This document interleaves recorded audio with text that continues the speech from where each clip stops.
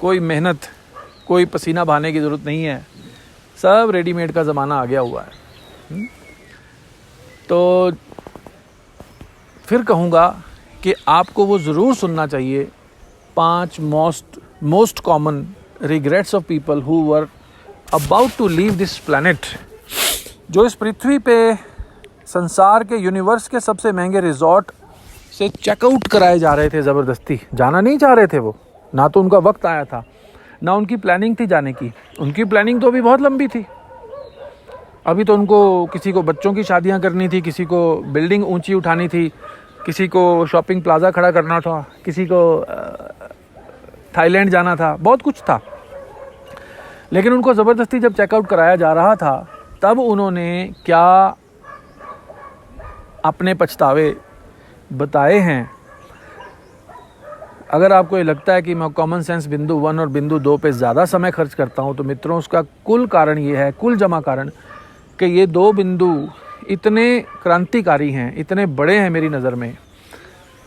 एक तो ये कि यूनिवर्स का सबसे बड़ा गिफ्ट आप लिए घूम रहे हैं, सबसे प्रेशियस, और दूसरा ये कि उस गिफ्ट को आपको बिना बताए, बिना प्री इन्फॉर्म किए, बिना आपको खबर दिए आपको बुला लिया जाता है कि चलो जी चेकआउट। पंजाबी च कहते हैं छाबा चुको नहीं तो साडे नाल मुक्को। होता है ना, जैसे म्यूनिसिपैलिटी वाले ये छाबे वालों को, फड़ी रेडी वालों को उठा देते हैं और उनको आधा मिनट ही मिलता है उठाने के लिए। देखा आपने, जब ये एनक्रोचमेंट वाला दस्ता आता है लोगों को उठाने के लिए, फड़ी रेडी वालों को, आप उनकी तेज़ी देखा करें, वो किस तरह से अपना सामान लेके भागते हैं। और वो लोग तो फिर भी अपना सामान कुछ बचा लेते होंगे शायद, आप तो कुछ भी नहीं बचा पाएंगे मित्रों। आपके साथ तो एक शर्ट का बटन भी नहीं जाएगा जी, है ना। कफन में जेब नहीं होती, ख्याल में रखना। तो उन लोगों के टॉप मोस्ट 5 रिग्रेट्स, पछतावे जो संसार से चल दिए थे। अगर आपको मेरी बात नेगेटिव लग रही हो तो फिर गौर कीजिएगा। आप पॉजिटिव रहना चाहते हो कि नहीं, जब तक सांस तब तक आस, मैं तो यही रूटीन रखूँगा, मैं तो यही जो कर रहा हूँ ये ठीक है, मैं जब तक अचीवमेंट नहीं कर लूँगा चैन से नहीं बैठूँगा। तो यही तो वो लोग कर रहे थे, जो लोग संसार से गए हैं, अपनी टेस्टिमनीज बोल के गए हैं, वो भी तो इतने ही पॉजिटिव थे। वो सारे लोग मैक्सिमम पॉजिटिव लोग थे। स्टीव जॉब से ज़्यादा पॉजिटिव तो नहीं होंगे ना आप। ज़्यादा नहीं मैं आपको एफर्ट करने को कहूँगा, आप इतना ही कर लीजिए कि स्टीव जॉब्स ने क्या बोला है जाने से पहले, बस उतना सुन लीजिए। स्टीव जॉब्स इतना पॉजिटिव था, दिन में 16 घंटे काम, 18 घंटे काम, और एक जुनून के तहत उसने एप्पल को संसार की नंबर 1 मोबाइल कंपनी बना दिया था, आज भी है। स्टीव जॉब्स नहीं है, फिर भी वो कंपनी लीड करती है the best quality mobile phones in the world. उससे ज़्यादा पॉजिटिव तो कुछ नहीं कर रहे होंगे ना आप संसार में। जी हाँ, तो इतने बड़े पॉजिटिव व्यक्ति के अगर आप उद्गार सुन लेंगे जब वो संसार से जाने वाले थे और मृत्यु शैया पे पड़े हुए थे, उनको मालूम था मेरा अंत नज़दीक है, उनको ऐसे डिजीज़ कोई हो गई थी, और जब उन्होंने कहा कि मैं कुछ नहीं कर सकता, मैं सिर्फ हरी नीली लाइटें देख सकता हूँ जो मेरे आसपास मेडिकल का सामान लगा हुआ है, मशीनें लगी हुई हैं, वो मुझे काफ़ी सारी उसकी पंक्तियाँ याद हैं, मगर मैं यहाँ नहीं बोलूँगा, आप खुद देख सकते हैं उसको।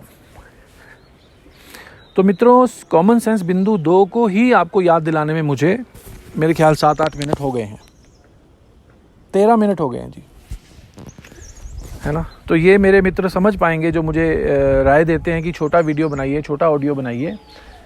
तो 13 मिनट में तो मैं इसकी भूमिका बांध पाया हूँ कि कॉमन सेंस बिंदु 1 और बिंदु 2 क्या कहते थे आपसे, क्योंकि मुझे वो बार बार याद दिलाना पड़ेगा आपको। अभी भी मुझे मालूम है बहुत मित्रों ने, जितने लोगों ने ये सुना होगा उसमें से 90% लोगों ने अपने घर में एक दीवार पे तख्ती लगा के या कोई कार्डबोर्ड या कागज़ ही लगा के नहीं लिखा होगा कि do I realise the pricelessness of the most valuable gift of life that I have, most valuable gift of life of universe, most valuable in the universe. तो फिर भी चलिए, मेरा काम है अलग जगाते रहना। मैं इस बात से बंधा हुआ हूँ कि मैं अपने युवा मित्रों के लिए बोलता रहूँगा। वो मेरी बात सुनेंगे तब भी ठीक है, नहीं सुनेंगे तब भी मेरा फ़र्ज़ है बोलने का। तो अब मित्रों ज़रूर कीजिएगा ये काम।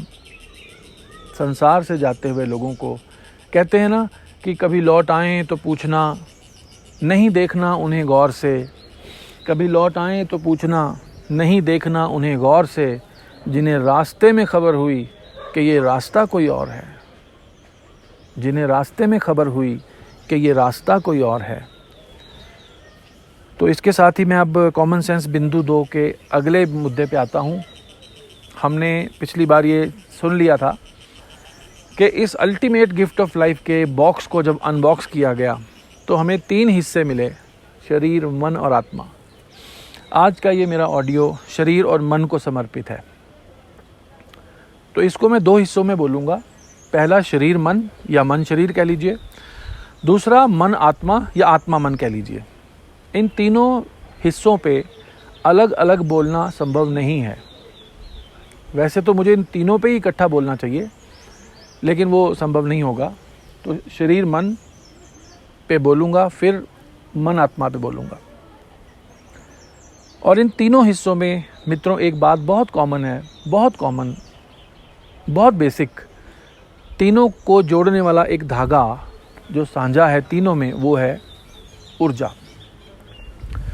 और ऊर्जा की हालतें ये हैं संसार में।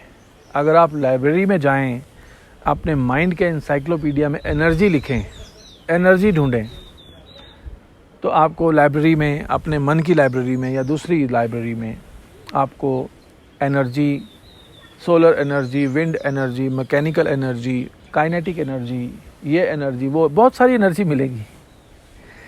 एक एनर्जी के ऊपर बात हम नहीं करते, हमारा सिस्टम नहीं करता, माय एनर्जी। मैं जिस एनर्जी का बना हूँ उसका विज्ञान क्या है, उसका गहरे से गहरा दर्शन क्या है, वो एनर्जी कैसे चलती है, कैसे काम करती है, कहाँ मिलती है, कैसे मैं उसको बेहतर कर सकता हूँ, कैसे ब्लॉक होती है, कैसे चल पड़ती है, कैसे मुझे ऊंचा उठा सकती है वो, कैसे मेरी भीतर की यात्रा को आगे ले जा सकती है। इसके ऊपर कोई गौर नहीं है। इसके ऊपर कोई संस्था, कोई ट्यूशन मास्टर, कोई टीचर, कोई स्कूल के प्रिंसिपल, कोई डॉक्टर, कोई इसके ऊपर बात नहीं करता हुआ मिलेगा आपको। और ये हमारे ग्रह के, पृथ्वी नामक रिजॉर्ट के बड़े से बड़े दुर्भाग्यों में से एक है कि हम एनर्जी को भूल बैठे हैं। तो शुरुआत मैं शरीर से करूँगा। शरीर के ऊपर अगर किसी को ये लगता है, उन मित्रों के लिए बोलता चलूँ, कुछ मित्रों को लगता है कि भाई शरीर तो नश्वर है ना, ये तो नष्ट हो जाएगा, ये तो मसल्स का बना हुआ है, बोन्स हैं, बोन मैरो है, ये है, वो है, ये तो 2 मुट्ठी राख ही बचेगी, तो इसके ऊपर ध्यान क्या देना है, इसको साथ तो लेके जाना नहीं है। असल में हम अपनी लापरवाही, शरीर से अपना अनजानापन, अपनी अनभिज्ञता, शरीर के प्रति अपनी इग्नोरेंस और शरीर के प्रति अपनी मिसिंग कॉमन सेंस को छुपा रहे होते हैं। ये ऐसे ही है जैसे नाच ना जाने आंगन टेढ़ा।